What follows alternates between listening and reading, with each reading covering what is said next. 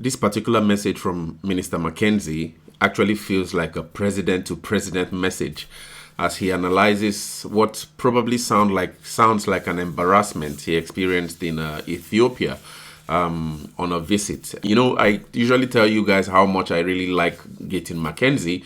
He speaks to me like that kind of politician who really understands how a nation should grow and trying to bring in, you know, the business side of things and also his experience with crime, with the gangs and that whole underworld. He probably would be the Nayib Bukele of South Africa. Nayib Bukele is this guy who is the president of El Salvador, who argued that he's the one who has brought peace to El Salvador. And now El Salvador, which used to be the murder capital of the world, is now the safest country in the whole of the Western Hemisphere.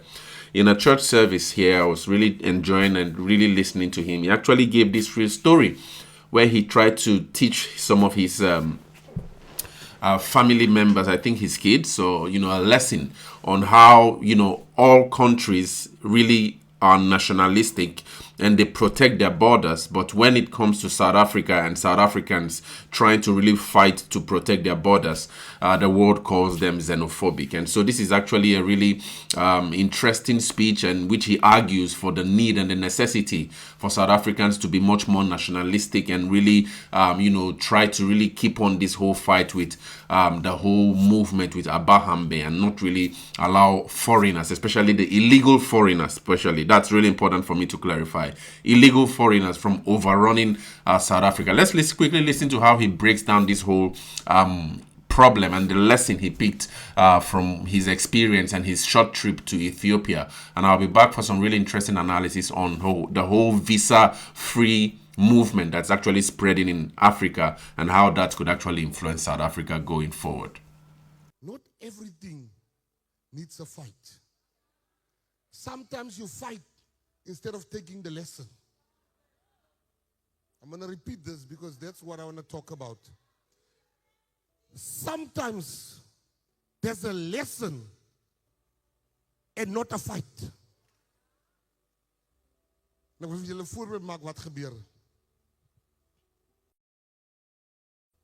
My dogter sê vir my, Daddy, can I tell you something that's bothering me about you? I said, yes. She said, Daddy, why is it that you don't want the foreigners to own businesses here? Why is it that you don't want them to own businesses here? They're looking for money for their children also. I said, okay. I said, can Daddy teach you an example in the next 8 days? She said, fine. We go to Dubai on holiday with my kids. I block off one day. I get them all visas to Ethiopia. I pay. My office fills in every form. I pay 30,000 rent. I tell my kids, come. We jump off in Ethiopia. I said, we're going into Ethiopia for 5 hours. I want you to tell me, do you see a South African with a shop there? They say, fine, Daddy. My daughter says, of course there will be South Africans with shops. I said, I'll give you 1,000 rand for every South African with a shop you will see in Ethiopia. When we got to the border gate, they didn't know who I was. They check our visas. They say, where do you stay in Ethiopia? We said, no, we are not staying. We are flying back to South Africa tonight. We are just going for 5 hours. They say, but you have to have a hotel. I said, but why would we need an hotel if we are not staying? We are going in and we're coming out. Here's our flight ticket back. Here's our visa that you gave us that we paid for. They said, no, you're not coming into our country. My elder son says, what? I said, shh. This is not a fighting time. This is a lesson time. They refused to let my family into Ethiopia with all the papers, having paid for a visa. They gave us the visas, and the Ethiopian government refused for us to go into Ethiopia. And I said to my kids, let's go back. I didn't tell them I'm a minister. I didn't need to tell them I'm a minister because I wanted to impart a lesson to my children that when their father says Abahambe here, it's because their father behaves no different than what these people that wants to take over our country is behaving in their country. I'm a minister. They can check that on the screen. But they didn't want me in the country. My son is a successful businessman. My children, it flies back. They don't want to let them in the country. But they come in our country. And there's some of you that says, we must allow people here to destroy us. So next time, before you open your mouth, you must understand why is it that your leaders are taking certain decisions. Why will they protect their country, but they want to do what they like in our country? But the main lesson I want to impart with you tonight, you fight where you should learn. I'm going to repeat that. You fight like my son wanted to fight. It wasn't a fighting moment. It was a teachable moment. Brilliant, guys. So I really don't want this video to get so long, but I usually try to think about South Africa in light of the whole open visa policy that many African countries are actually taking up now. And I know President Paul Kagame in Rwanda, I think somewhere last year, actually also opened Rwanda up to visa-free entry. And President Ruto in Kenya also did the same last year, 2023, although that has come with some critique. Because rather than having a visa-free entry, there's now what is called an authorization. So electronic travel authorization, which almost feels like a visa. So some people have been critiquing Kenya for that, but also Ghana. We saw Ghana towards the end of the year actually opened up a visa-free for all Africans, all right? So visa-free travel for all Africans. And so many times I'm really asking myself if probably what do we have to learn from South Africa's experience with this whole open border, so to speak? Because when we argue that African countries want to, implement a visa-free entry to their countries, to me, it actually feels like South Africa has been doing this ever since 1994, when Nelson Mandela, the first president at the time, actually sought to pursue a form of solidarity move with all the other countries, Mozambique, Zimbabwe, and all these other countries around South Africa, as a form of solidarity for what has been experienced by all of those. They were usually called the frontline countries or something like that. But then, Nelson Mandela wanted to form some of solidarity, and then the borders were sort of like not really built up to that power to push these guys out. And now 2024, 25 coming in, we see the consequence of that with increased, increased anger by the people of South Africa against these foreigners who have come in. So in a way, although probably not an official way, but in a way, South Africa has experimented with this whole free movement of people, so to speak, in an African nation, and that really hasn't come out well, because I see a lot of South Africans on the news, the Dudula movement, the Patriotic Alliance during the election campaigns and all that, try to fight and argue that foreigners must go. And for me, I'm an advocate of foreigners really living, especially illegal foreigners. And that's really important. I try to state that. I'll be careful with that. Illegal foreigners in a nation shouldn't be tolerated. I don't know how people even argue. It's a no-brainer. You shouldn't think about that. If there are Nigerians in South Africa who are living in South Africa illegally, I'll be part of the first people to really, engage in discussions on how to shortcut or curtail that illegality.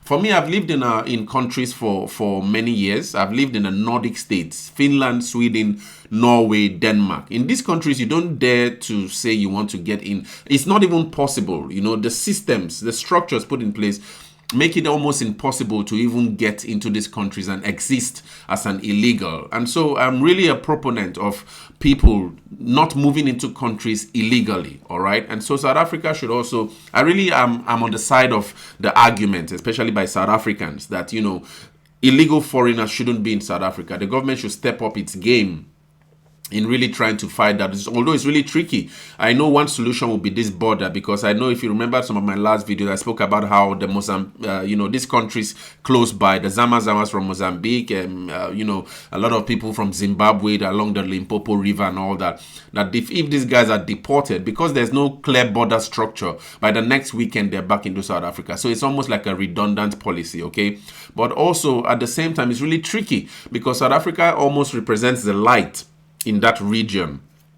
I was watching a documentary about Bura. I think Bura is the name of a port in Mozambique that was actually an alternative to the sea to get, produce and exports from Zimbabwe and I think some of those landlocked countries, Zambia and all that, to really get their goods exported, all right? This was before 1994. And so now Bura, that port, for example, I think there's some issues with that rail, and the Zimbabweans are unable to get their exports through Mozambique to export all the goods they need to bring in income into their country. And so South Africa then becomes the most viable route, and these have been where in that documentary anyway, that they were subjected to a lot of surcharges and tariffs and all that. And so these are some of the issues that are actually causing a lot of problems in Zimbabwe, in Mozambique and all that. And at the end of the day, South Africa seems to be that nation that's doing so well, and this is why I'm really passionate about South Africa, about the people of South Africa, because you see, South Africa is argued to be the largest economy in South Africa, the largest GNP, the local economy, and also GDP, the external economy, all right? So when South Africa sneezes in Africa, all African countries, hear that. And also I think it's been argued that Nigeria comes with next and all that. All these nations have their own problems. All of these nations in South Africa have their own individual problems, you see. And so at the end of the day, it's really important that, we preserve the integrity of, the production and the productivity that especially South Africa has been able to gather for itself, all the while. And that's why for me, I really necessarily don't see myself as a nationalist, although nationalism is really important in Africa, but I see myself much more as an Africanist, all right? And so I do a wide bird's eye view of the entire continent in my analysis. And so this whole issue now with regional integration, West Africa experimented with ECOWAS, although now the guys in the Sahel region, the AES Confederation, Niger, Mali, Burkina Faso, have been bullish in their formation of a new regional body called the AES Confederation, and they're really trying to kick ECOWAS out because they argue that ECOWAS has become an imperialist instrument by France to really counter their pursuit for freedom.